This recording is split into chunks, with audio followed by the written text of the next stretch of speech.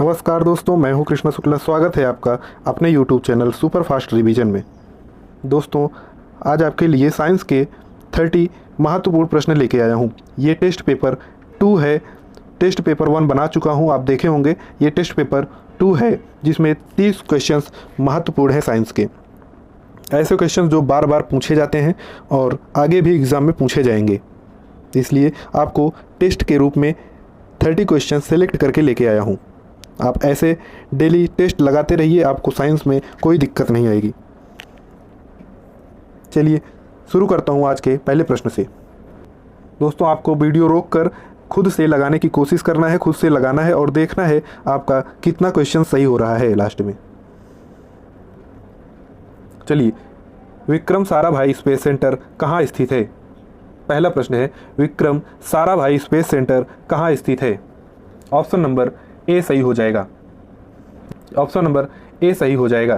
तिरुवनंतपुरम में जो है विक्रम साराभाई स्पेस सेंटर है, तिरुवनंतपुरम में। चलिए अगला प्रश्न देखते हैं। क्वेश्चन नंबर 2 है, कवकों का अध्ययन क्या कहलाता है? कवकों का अध्ययन जो है माइकोलॉजी कहलाता है। ऑप्शन नंबर ए सही हो जाएगा। माइकोलॉजी कहलाता है कवकों का अध्ययन। क्वेश्चन नंबर 3 है, सिक्कों का अध्ययन क्या कहलाता है? सिक्कों का अध्ययन क्या कहलाता है? ऑप्शन नंबर डी सही हो जाएगा। न्यूमिस्मेटिक कहलाता है। सिक्कों का अध्ययन न्यूमिस्मेटिक कहलाता है। चलिए अगला प्रश्न देखते हैं। क्वेश्चन नंबर 4 है, सेल्यूलर और मोलेकुलर जीव विज्ञान केंद्र कहाँ स्थित है? सेल्यूलर और मोलेकुलर जीव विज्ञान केंद्र कहाँ स्थित है? ऑप्शन नंबर ए सही हो जाएगा। हैदराबाद में। हैदराबाद में स्थित है सेल्यूलर और मोलेकुलर जीव विज्ञान केंद्र। चलिए अगला प्रश्न देखते हैं। क्वेश्चन नंबर 5 है, centre of DNA fingerprint and diagnostic अवस्थित है। Centre for DNA fingerprint and diagnostic कहाँ अवस्थित है? ऑप्शन नंबर डी सही हो जाएगा। हैदराबाद में।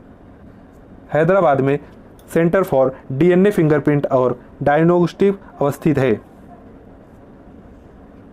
चलिए अगला प्रश्न देख लेते हैं। क्वेश्चन नंबर 6 है, आधुनिक वर्गीकरण का पिता किसे कहा जाता है? आधुनिक वर्गीकरण का पिता किसे कहा जाता है? ऑप्शन नंबर डी सही हो जाएगा। लिनियस को। लिनियस को आधुनिक वर्गीकरण का पिता कहा जाता है, कार्ल लिनियस को। चलिए अगला प्रश्न देखते हैं। क्वेश्चन नंबर 7 है, कोशिका का अध्ययन क्या कहलाता है? कोशिका का अध्ययन साइटोलॉजी कहलाता है। ऑप्शन नंबर सी सही हो जाएगा। कोशिका का अध्ययन साइटोलॉजी कहलाता है। चलिए देखते हैं अगला प्रश्न क्या है। क्वेश्चन नंबर 8 है, कोशिका सिद्धांत का प्रतिपादन किसने दिया था? कोशिका सिद्धांत का प्रतिपादन किसने किया था? ऑप्शन नंबर बी सही हो जाएगा। स्लेडन एवं स्वान ने जो है कोशिका सिद्धांत का प्रतिपादन किया था। स्लेडन एवं स्वान ने। चलिए अगला देख लेते हैं प्रश्न क्या है। क्वेश्चन नंबर 9 है, शैवालों का अध्ययन क्या कहलाता है? तो शैवालों का अध्ययन जो है फाइकोलॉजी कहलाता है। ऑप्शन नंबर ए बिल्कुल सही हो जाएगा। शैवालों का अध्ययन फाइकोलॉजी कहलाता है। ये सभी क्वेश्चन सिलेक्टेड हैं, बार बार पूछे जाते हैं, फिर से बता दे रहा हूँ और आगे भी पूछे जाएंगे, इसलिए अच्छे से ध्यान से याद कीजिए। चलिए अगला प्रश्न देखते हैं। क्वेश्चन नंबर 10 है, नेशनल केमिकल लेबोरेटरी कहाँ स्थित है? नेशनल केमिकल लेबोरेटरी कहाँ स्थित है? ऑप्शन नंबर बी पुणे में। पुणे में स्थित है नेशनल केमिकल लेबोरेटरी। बी सही हो जाएगा। चलिए अगला प्रश्न देखते हैं। क्वेश्चन नंबर 11 है, मलेरिया रिसर्च सेंटर कहाँ है? मलेरिया रिसर्च सेंटर कहाँ है? ऑप्शन नंबर बी दिल्ली में।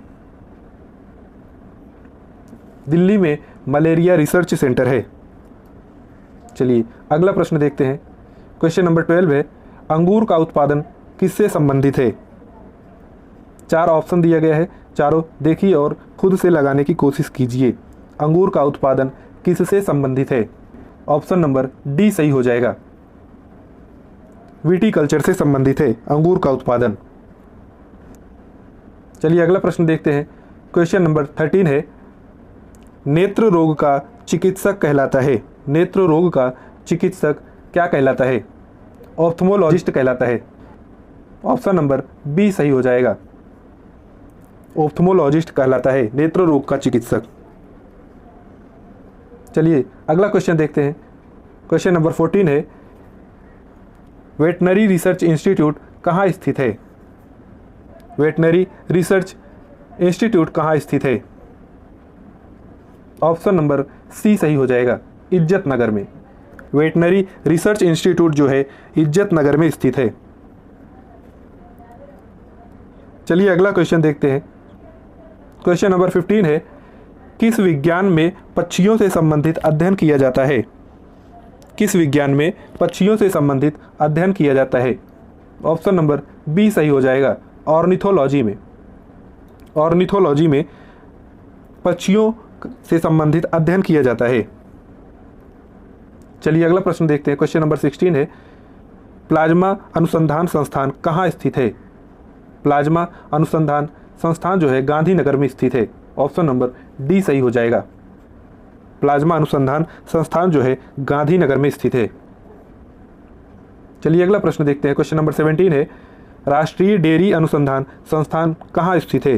राष्ट्रीय डेयरी अनुसंधान संस्थान तो यह करनाल में स्थित है। ऑप्शन नंबर ए बिल्कुल सही हो जाएगा, राष्ट्रीय डेयरी अनुसंधान संस्थान जो है करनाल में है। चलिए अगला प्रश्न देखते हैं। क्वेश्चन नंबर 18 है, वायरस का अध्ययन क्या कहलाता है? वायरस का अध्ययन क्या कहलाता है?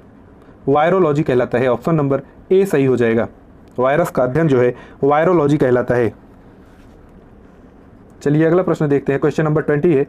क्वेश्चन नंबर 19 है, भाभा परमाणु अनुसंधान केंद्र कहाँ स्थित है? भाभा परमाणु अनुसंधान केंद्र कहाँ स्थित है? ऑप्शन नंबर ए सही हो जाएगा, ट्राम्बे में। भाभा परमाणु अनुसंधान केंद्र ट्राम्बे में स्थित है। ऑप्शन नंबर ए सही हो जाएगा।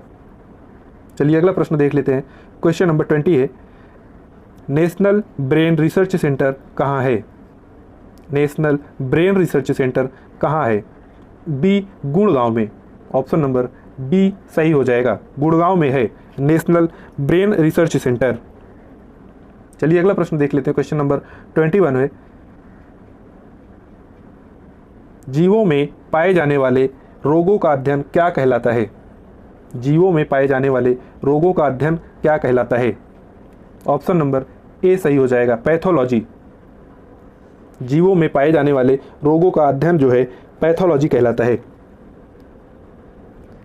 चलिए अगला प्रश्न देख लेते हैं।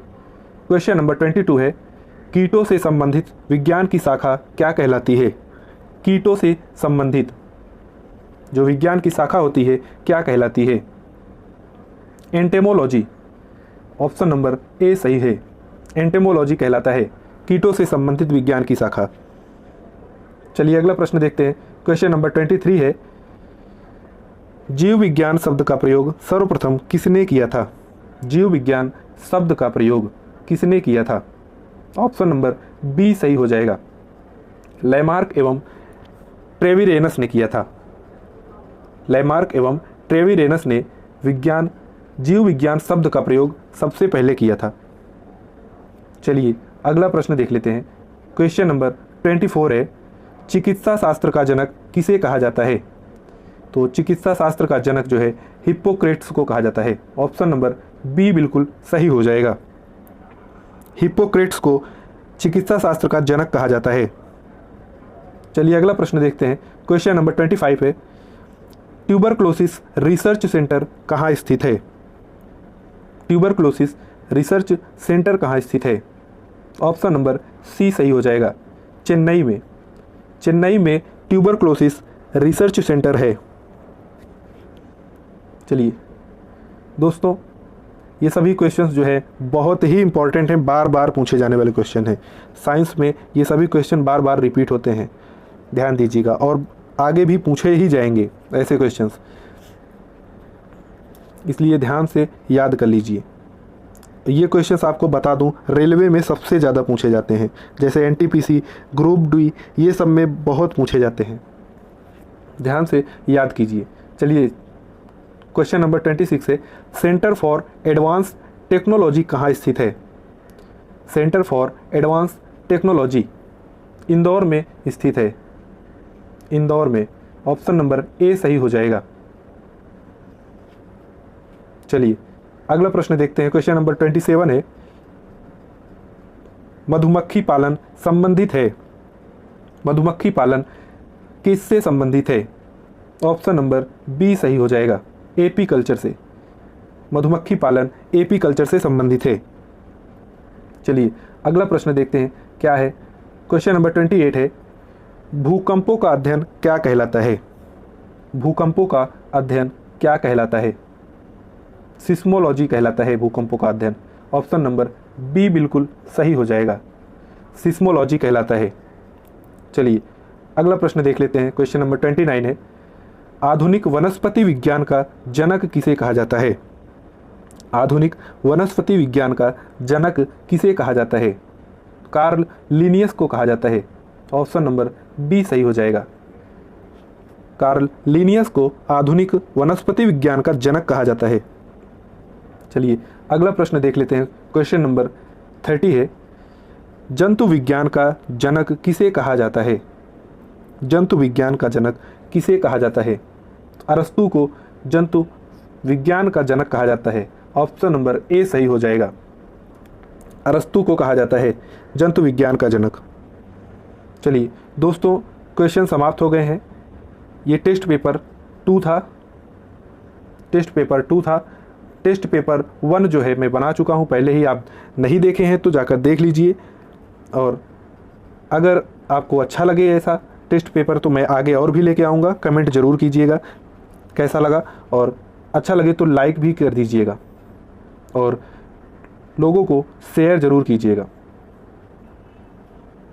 चैनल पर नए हैं तो सब्सक्राइब करना मत भूलिए, सब्सक्राइब ज़रूर कर लीजिए ऐसे टेस्ट पेपर और अच्छी तैयारी के लिए।